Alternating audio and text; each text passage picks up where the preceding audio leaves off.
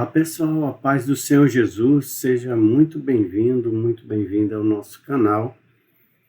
Estamos retornando às nossas atividades. Eu estive ausente por algum tempo por questões de saúde, tratamento da saúde minha e da minha esposa. E eu estou repondo as nossas aulas da Escola Bíblica Dominical. Então aqui nós fazemos a nossa EBD online, vinha sendo transmitida todos os domingos ou aos sábados, né? E eu fiquei ausente por um tempo, então quero estar repondo estas aulas para ficar arquivado aí no nosso canal, e sempre que você precisar, uma consulta, alguma coisa, você tem lá a nossa playlist. Hoje eu quero estar repondo para você a nossa lição de número 5, que foi estudada no âmbito da igreja em novembro, né, dia 2 de novembro. Então eu quero repor essa lição para você. O tema dela é alma, a natureza imaterial do ser humano. Então vem comigo através desta lição maravilhosa. Você se lembra que nós estamos estudando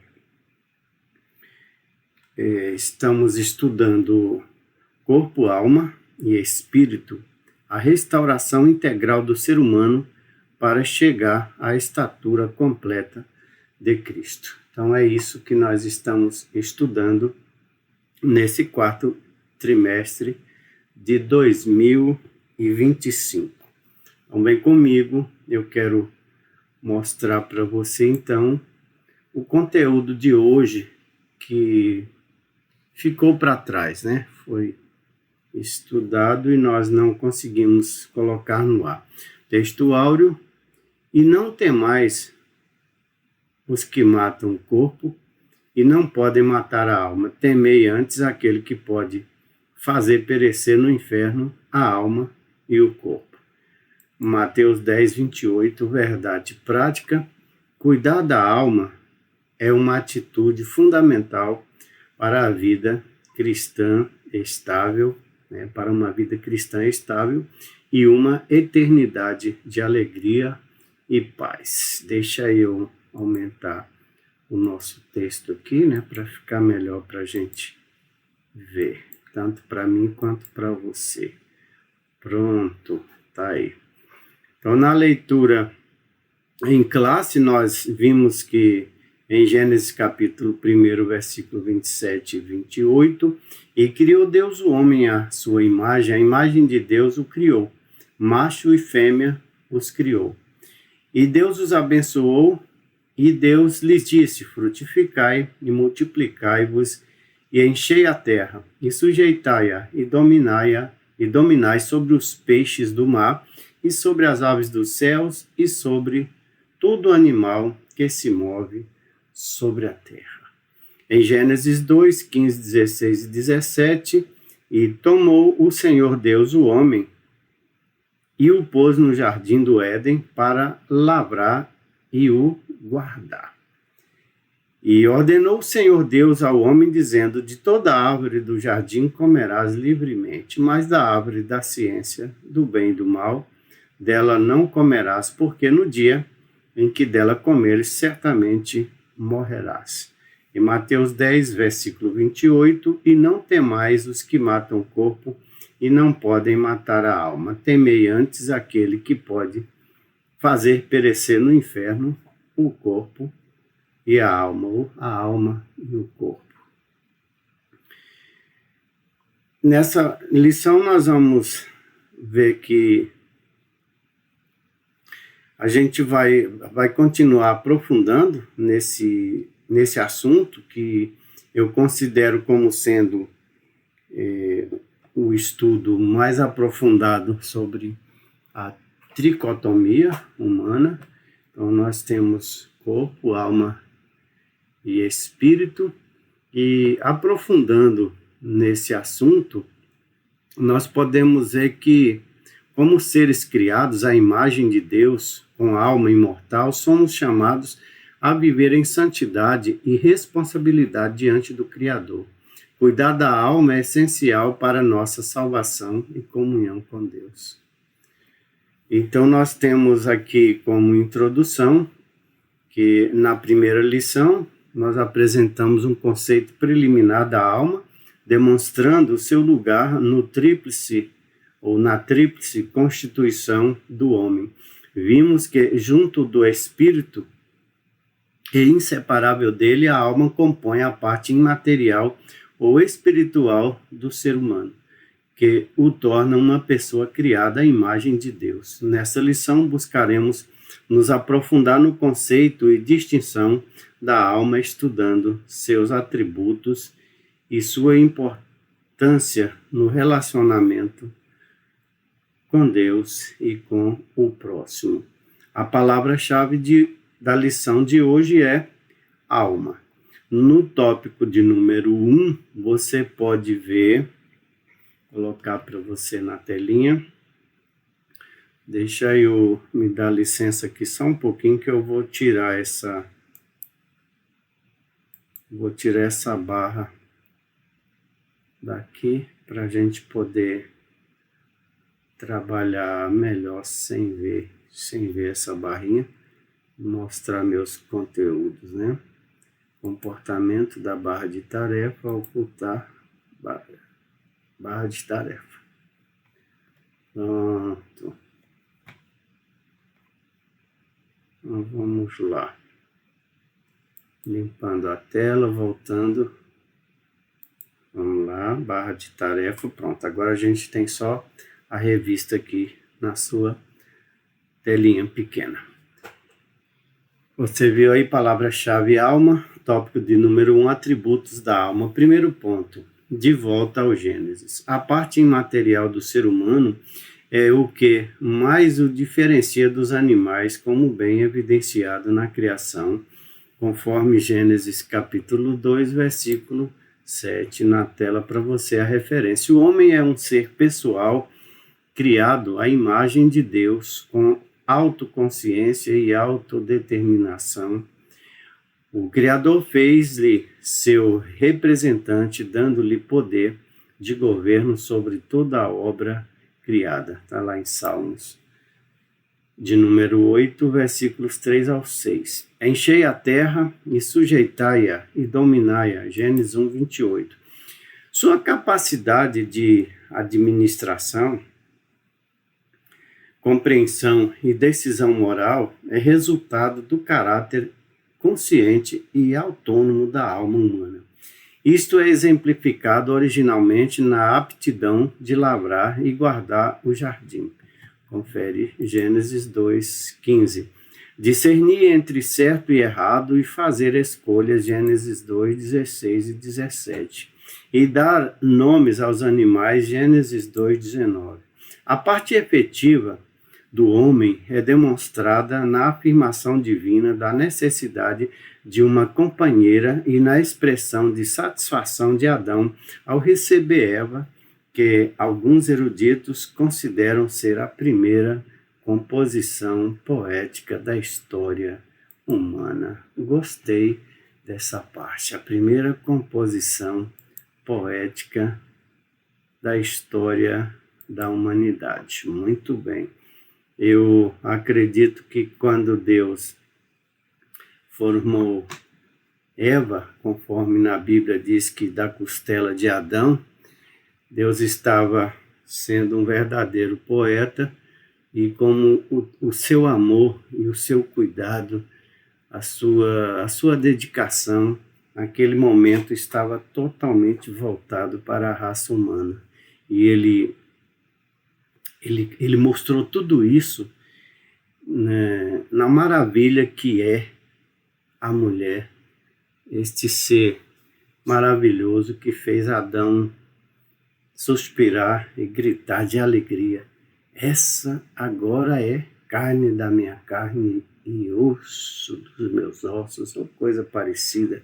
Ela será chamada mulher porque do homem foi tomada. Adão ficou maravilhado com o que Deus fez para ele. Ele já estava eufórico com os animais, né? Cada animal, o seu casal, macho e fêmea. Quando veio a sua metade, então ele ficou deslumbrado. O homem é um ser pessoal criado à imagem de Deus, com autoconsciência e autodeterminação.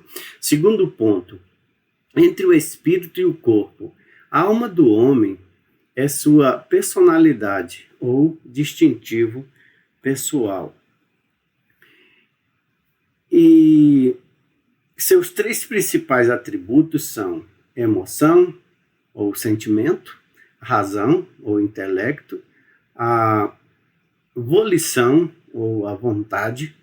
É, portanto, a sede dos afetos, raciocínio, impulsos, desejos e decisões.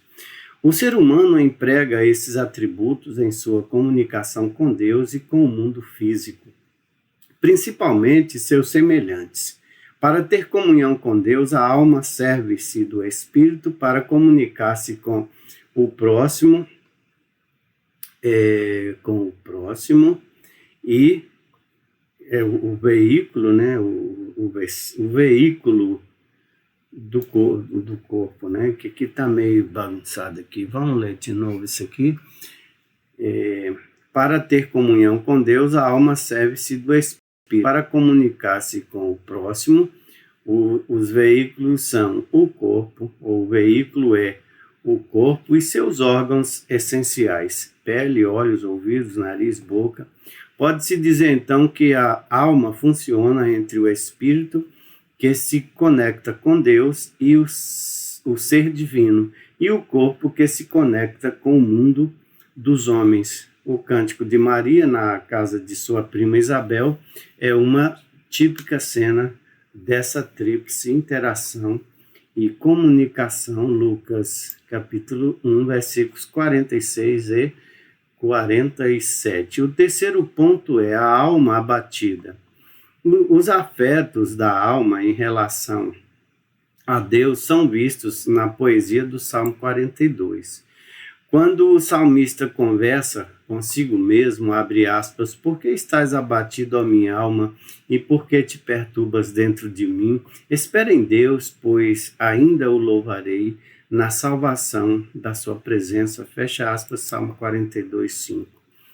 O contexto indica que o autor experimentava aflição espiritual e alguma crise em sua comunhão com Deus. Versículos 4 e 9, versículos 40, e o Salmo também, o Salmo 43, versículo 2. Tá aí na tela para você a referência. Por isso sua alma estava entristecida e suspirava, abre aspas, a minha alma tem sede de Deus, do Deus vivo. Quando entrarei e me apresentarei ante a face de Deus. Salmo 42, 2. O Salmo 84, versículo 2, também ilustra essa função da alma, assim como o Salmo 51, no qual Davi fala da sua tristeza e do anseio por um espírito reto, voluntário, renovado, o que devolveria alegria à integralidade de seu ser. Salmo 51, do 7 ao 12. Então você pode ver que o ser humano, ele necessita de uma conexão com Deus. E ele precisa ter certeza de que ele está bem com Deus. E essa certeza ela vem através da comunhão que nós temos a nossa alma ligada ao nosso espírito, que está ligado à divindade. E advindo, então, essa comunhão, aí o nosso corpo ele se torna mais feliz, mais tranquilo, e a gente fica muito mais disposto quando nós estamos em perfeita comunhão com Deus. Aí nós podemos ter comunhão com os irmãos, podemos ter uma vida tranquila, uma vida sossegada em meio à humanidade.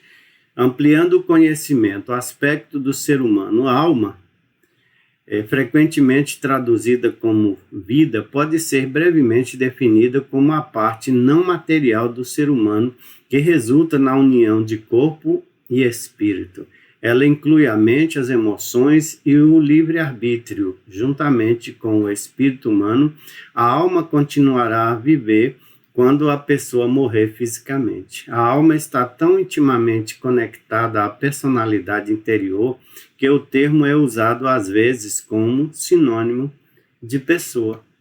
Então você tem alguns exemplos, né? Levítico 4:2, que diz assim, ó, fala aos filhos de Israel, dizendo, quando uma alma pecar por erro contra algum dos mandamentos do Senhor, acerca do que se não deve fazer, e fazer contra algum deles. Então, aqui a palavra alma, ela tem a conotação de pessoa. Nesse caso aqui, tem outras referências também, Levíticos 7, versículo 20, Josué 20, versículo 3, diz assim, ó, para que fuja para ali o homicida que matar alguma pessoa por erro e não com intento, para que vos seja refúgio e vingança de sangue. Então, aqui, no mesmo sentido, no mesmo aspecto, fala pessoa, né? E lá em Levítico fala alma. Amplie mais o seu conhecimento lendo a Bíblia de Estudo Pentecostal, edição global, editada pela CPAD. Então, tá aí os créditos para a CPAD. Em resumo, tópico 1, a alma é a sede das emoções, da razão e da vontade, expressando a personalidade humana criada à imagem de Deus. Vamos a um pequeno auxílio bibliográfico, onde nós vemos que a alma e a esperança, a alma e a esperança de Deus.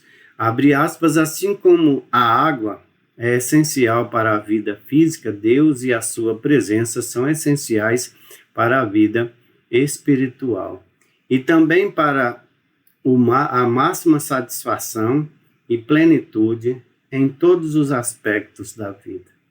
Aqueles que verdadeiramente confiam em Deus sentirão fome e sede de ter um relacionamento mais profundo com Ele, de desfrutar do favor, da atividade sobrenatural do Senhor em sua vida. Primeiro ponto, parar de sentir sede de Deus é o mesmo que morrer espiritualmente.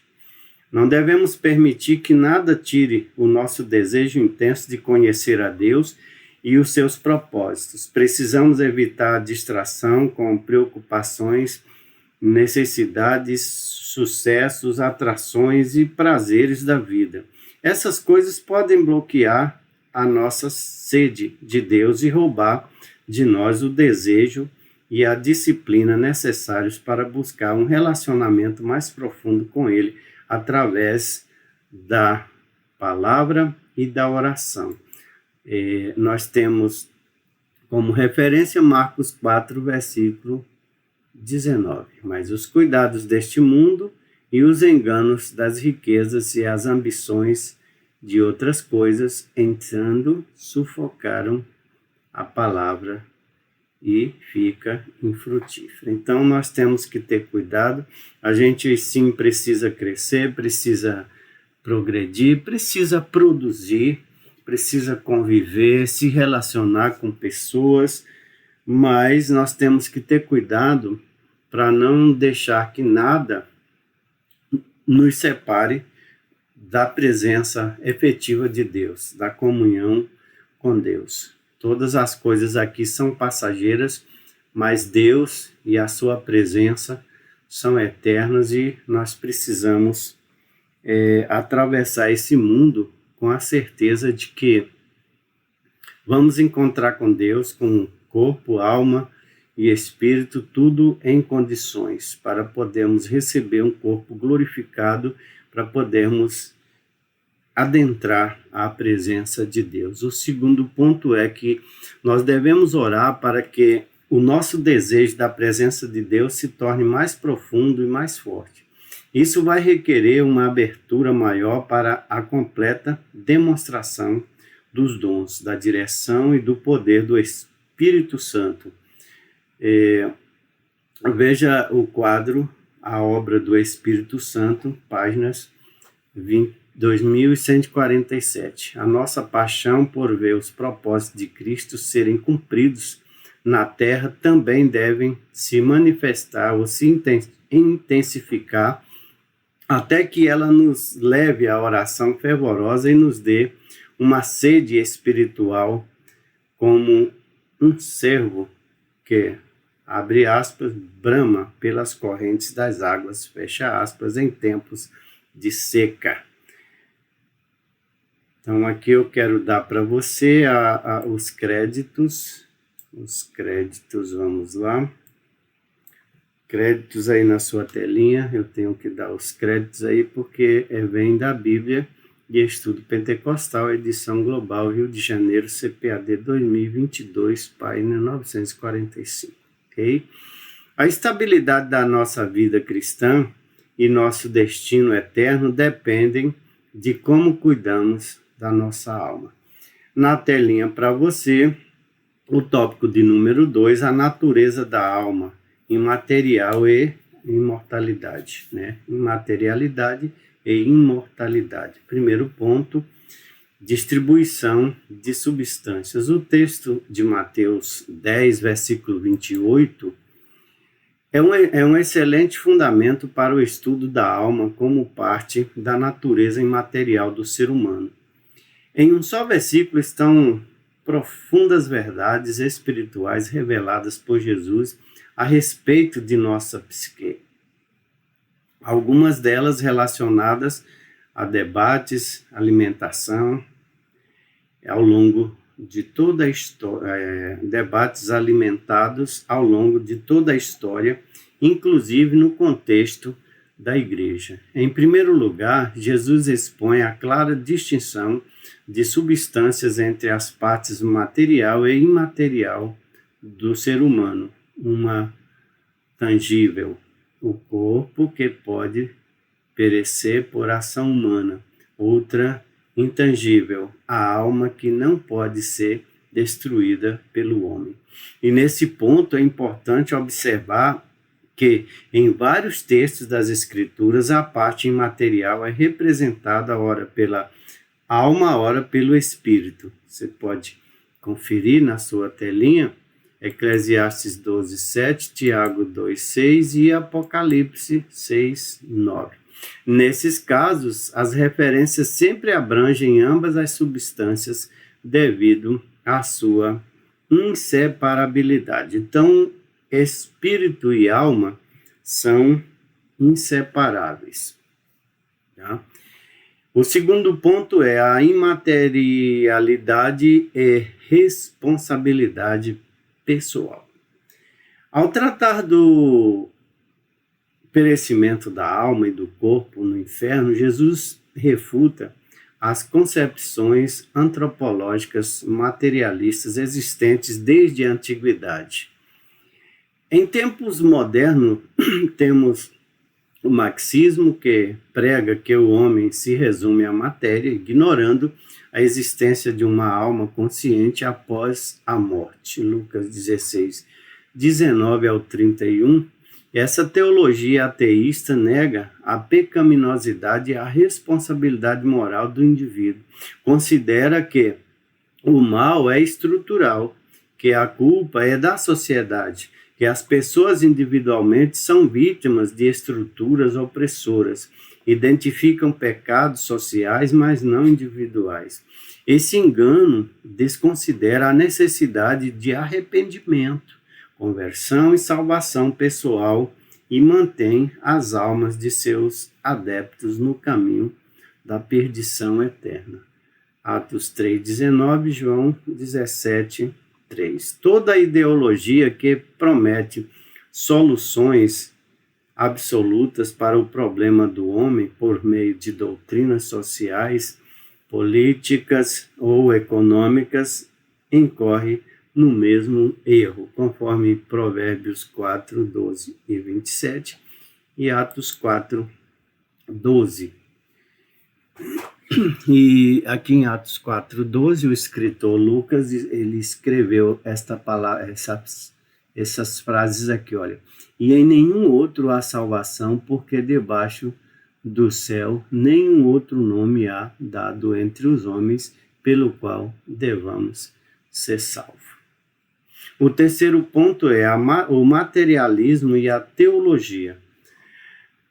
A visão materialista da natureza humana vai além das questões político-ideológicas, afeta também a teologia, principalmente quanto à missão da igreja, a ortopraxia, isto é, a prática correta no campo católico, inspira a teologia da libertação.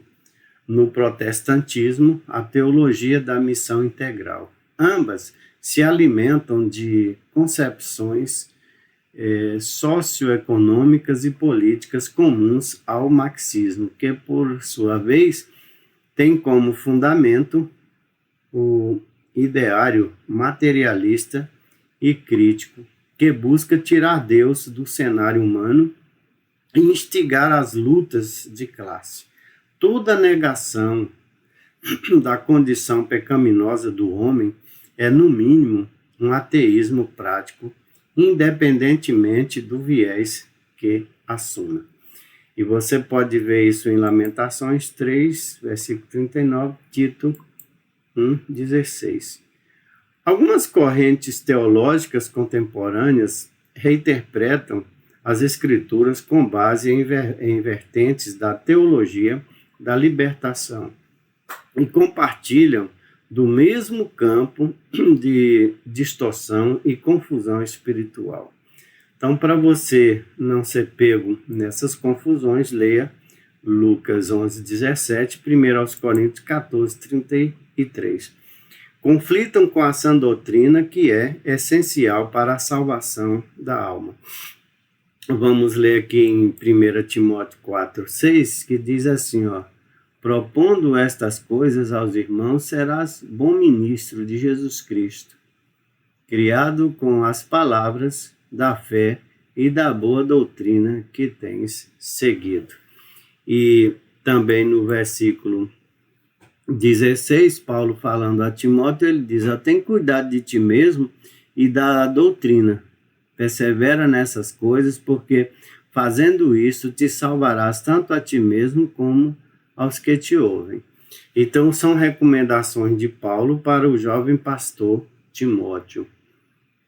E em resumo, a alma é imaterial e imortal, distinta do corpo, e continuará existindo após a morte, sendo responsável diante de Deus. A alma do homem não está no sangue. Quando a Bíblia, em Levítico 17:11, afirma, abre aspas, a alma da carne está no sangue, fecha aspas, a palavra alma está sendo usada como sinônimo de vida. Veja em Gênesis 4, versículo 9. A carne, porém, com sua vida, isto é, com o seu sangue, não comerás. A ideia de que o sangue significa a alma do homem abre a porta para muitas contradições. Vejamos o texto de Apocalipse 6:9, onde 9 e 10, onde diz assim, e havendo aberto o quinto selo, vi debaixo do altar almas dos que foram mortos por amor à palavra de Deus e por amor do testemunho que deram. E clamavam com grande voz, dizendo, até quando, ó verdadeiro e santo, dominador, não julgas e vingas o nosso sangue dos que habitam sobre a terra? Então aqui você vê que o sangue não é a alma. A alma está aqui requerendo a justiça de Deus sobre o derramamento do sangue, que é a vida, tá certo? Então a gente precisa tomar cuidado com essas colocações que muitas vezes parece que é uma coisa e é outra. Então o sangue, ele é sempre a vida do animal. seja ele homem ou bicho, animal doméstico, qualquer coisa, e aves e tudo. Então, é isso aí. Me dá licença aqui só um pouquinho que eu vou tomar uma água, tá bom?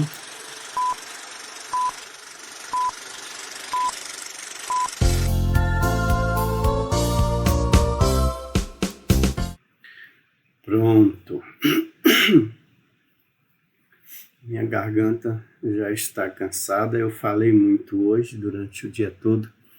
Então vamos ver, abre aspas, e, havendo aberto o quinto selo, vi debaixo do altar almas dos que foram mortos por amor da palavra de Deus e por amor do testemunho que deram. E clamavam com grande voz, dizendo, até quando, ó verdadeiro e santo dominador, não julgas e vingas o nosso sangue dos que habitam sobre a terra? Fecha aspas. Se a alma fosse a mesma coisa que o sangue, como então as almas poderiam estar no paraíso debaixo do altar, uma vez que o seu sangue havia sido derramado sobre a terra? Então, para você, os créditos dessa leitura, Eurico, Teologia Sistemática, Rio de Janeiro, CPAD 2020, página 131, em destaque para você.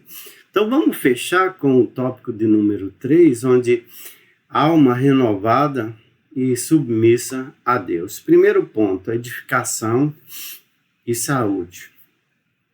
A estabilidade de nossa vida cristã, o nosso destino eterno, dependem de como cuidamos da nossa alma. Lucas 12, 13 ao 21. A oração é um meio eficaz para nos livrar da ansiedade, um transtorno de dimensão global. Filipenses 4, 6 e 1 Pedro 5, 7. Deus nos dá a sua paz e protege nossas emoções e pensamentos. Filipenses 4, 7. E nos guia no caminho da sua vontade. Colossenses 3, 15. Nossa parte é alimentar nossa mente apenas com o que edifica. Filipenses 4, 6 a 8. O que falamos, o que ouvimos, o que lemos, o que vemos, nossos hábitos diários determinam a saúde de nossa alma. Salmo 1, versículo 1. O segundo ponto, purificação e renovação. Ainda quanto aos cuidados da alma, a Bíblia nos adverte dos maus pensamentos, Mateus 15, 19, dos desejos impuros e perversos, Tiago 1, 14, 15, Provérbios 21, 10. E das intenções e inclinações malignas, 1 de Pedro 2, 1, Números 21, 5. Devemos purificar e renovar nossa alma, 1 de Pedro 1, 22, Efésios 4, 23 e 24. Para que sejamos transformados e experimentemos a boa, agradável e perfeita vontade de Deus. Paulo aos Romanos 12, 2. Vivendo em santidade e temor, Deuteronômio 4, 15, Josué 23, do 11 ao 13. Em resumo, a alma precisa ser purificada e renovada continuamente para viver em santidade e comunhão com a vontade divina. Então vamos concluir esta lição dizendo para você que o cristão precisa viver em plena santificação, o que inclui a contínua rejeição de pensamentos, sentimentos e desejos pecaminosos, mantendo pura a sua alma. 1 de Pedro 1, 22, 1 de João 1, 17, e atribui-se a Lutero a frase que diz, abre aspas, não podemos impedir que os pássaros voem sobre as nossas cabeças, mas podemos impedir que eles façam ninhos sobre elas. Fecha aspas. E por aqui eu encerro esta lição de número 5, que é uma reposição das nossas aulas. Eu fiquei algum tempo ausente, então eu vou repor só para questão de documentário mesmo, e vai que você assista as 4 primeiras aulas, né? E depois você não encontra a quinta, a sexta, a sétima. Nós já estamos na 10ª aula, quando eu estou gravando essa quinta, nós já vamos para a 10ª. Então, eu vou repor todas as aulas para ficar documentado. E eu peço a você que nos ajude, Ministério Apologético Boas Novas. Nós somos uma igreja pequena ainda, um ministério pequeno. Estamos com 3 anos que iniciamos esse novo ministério. Estamos com pouco mais de 10 anos, mas nós tínhamos uma outra estrutura. Nessa estrutura atual, estamos apenas com 3 anos. E aí nós estamos reestruturando o nosso salão de culto. Estamos precisando de aparelho de som, computador, essas coisas que nós ainda não temos. A gente está usando os meus particulares. Então, se você puder ajudar contribuindo, e você que mora aqui no condomínio residencial Asa Branca, compareça sempre aos nossos cultos. Nós temos culto de oração ou estudo bíblico às quartas e sextas-feiras. Sábado pela manhã nós fazemos um pequeno jejum e oramos pela nossa pátria, pelos estados brasileiros, oramos pela igreja. E domingo pela manhã às 9 horas temos a nossa escola bíblica dominical, sempre presencial. Esta aula aqui ela vai para você que mora distante, né, do Ministério Apologético Boas Novas, aqui no condomínio Asa Branca. Você que não tem condições de comparecer aos domingos pela manhã a uma igreja. É voltado para você principalmente, né? E à noite, no domingo, todo domingo nós temos o nosso culto da família, onde nós louvamos a Deus cantando e testemunhando e pregando a palavra do Senhor. Que Deus abençoe cada um de vocês que participou, que assistiu. Divulgue o nosso trabalho, se inscreva no nosso canal, curte, compartilhe mesmo, para que o canal possa crescer, para que a gente possa alcançar mais pessoas com a palavra de Deus, tá bom? Eu te agradeço desde já pela tua companhia. Fique com Deus e até a próxima. Tchau.